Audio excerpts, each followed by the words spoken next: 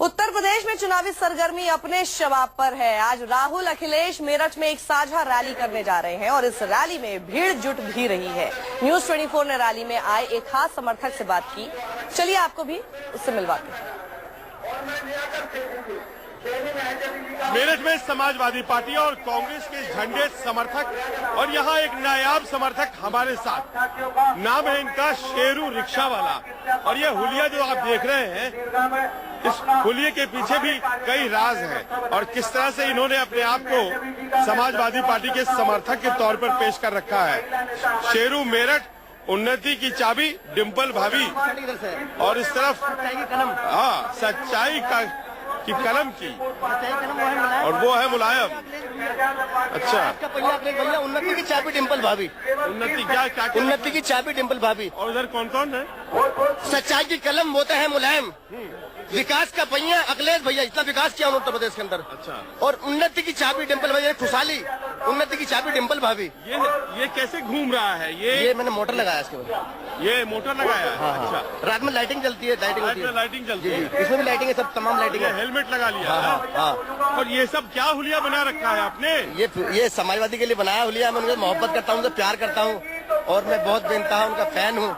और ऐसा उन्होंने काम किया, मैंने कोई ऐसा नेता नहीं आया उत्तर प्रदेश में। जब से मैं पढ़ा हूँ, मेरी उम्र 50 साल की होने वाली है, हो गई 50 साल की, लेकिन मैंने कोई ऐसा नेता नहीं देखा जितना काम करने वाला, इतना विकास सुनने वाला, इतनी पब्लिक को सुनने वाला। फिल्मी पर्दा लगा दिया। हाँ, बड़ा पर्दा लगा। उसी से प्रचार करेंगे। उसी प्रचार करेंगे। चलिए, बहुत बहुत धन्यवाद।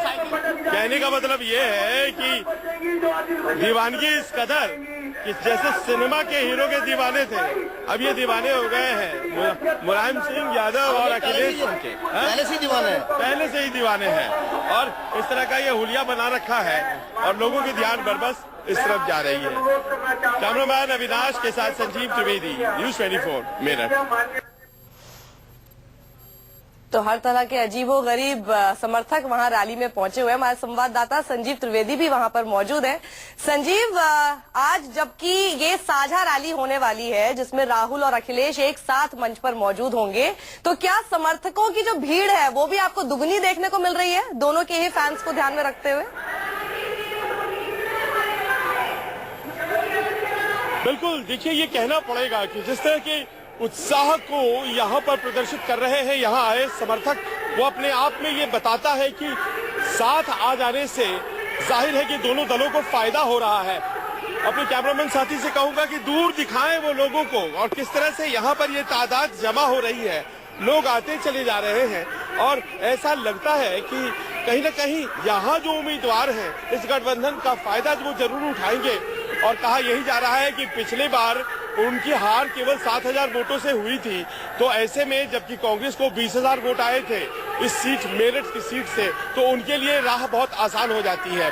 अभी न अखिलेश पहुंचे हैं न राहुल गांधी पहुंचे हैं। यहाँ दोनों को अपने अपने हेलीकॉप्टर से पहुंचना है और इस मंच पे आना है, लेकिन उनके आने के पहले ही ये मैदान करीब करीब भर गया है। छोटा मैदान है लेकिन भर गया है और ऐसा लगता है कि बड़ा एक निश्चित फायदा उन लोगों को होता हुआ दिखाई पड़ रहा है। क्या आपको लग रहा है? आप तो कांग्रेसी दिखाई पड़ रहे हैं। कांग्रेस पूरी तरह जबरदस्त। तो कांग्रेस क्या खुलकर के पूरा ट्रांसफर करेगी? पूरा ट्रांसफर है जी।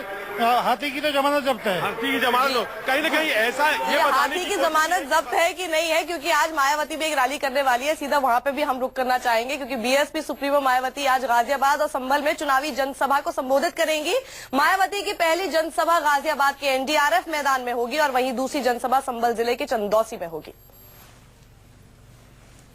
तो मायावती की भी आज रैली होने वाली है। वो शुरुआत कर रही हैं अपनी कैंपेनिंग की और आज गाजियाबाद में मायावती की रैली होने वाली है। और जिस तरह से अभी हमने आपको दिखाई, समाजवादी पार्टी और कांग्रेस के समर्थक एक साथ मौजूद हैं और यहाँ पर मायावती की रैली में कितने समर्थकों की भीड़ इस वक्त देखने को मिल रही है, सीधे हम पूछ लेते हैं हमारे संवाददाता ये प्रभाकर मिश्रा से, जो कि वही है। प्रभाकर, समाजवादी पार्टी और कांग्रेस की तरफ से जो रैली हो रही है वहां तो हमने खूब भीड़ देख ली, मायावती की रैली का क्या हाल है?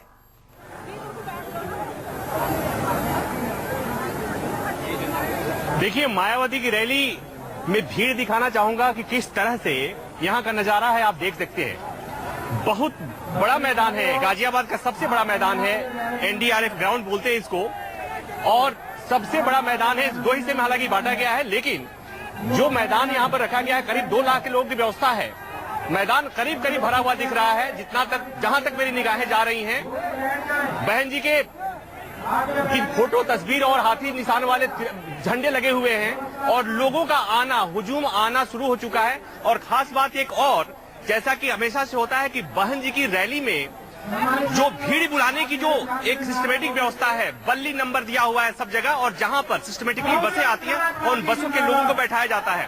तो यहाँ पर ये रैली काफी चूंकि अहम है, इसलिए कि बहन जी जब यहाँ से संबोधित करेंगी तो 9 विधानसभा सीट के मतदाताओं को संबोधित करेंगी, 5 जो गाजियाबाद के, 3 हापुड़ के और 1 नोएडा के। और खास एक बात और कि गाजियाबाद में 4 विधानसभा सीटें हैं जो पिछली सीटें थी बसपा के पास थी।